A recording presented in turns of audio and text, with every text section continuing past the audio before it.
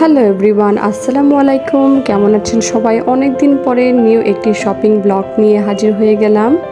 চলুন এবার কথা না বাড়িয়ে দেখে নিই আজকের ভিডিওটি কী নিয়ে। আই হোপ অলরেডি আপনারা গেস করেছেন আজকের ভিডিওটি কী নিয়ে। And yes, you got right. Welcome to my আড়ং শপিং হল। আড়ং আমাদের সবারই খুবই পছন্দের জায়গা এবং ভালোবাসার জায়গা। আমরা সবাই কম বেশ আড়ং যেতে পছন্দ করি অ্যান্ড অবভিয়াসলি ওদের প্রোডাক্টগুলো খুবই সুন্দর।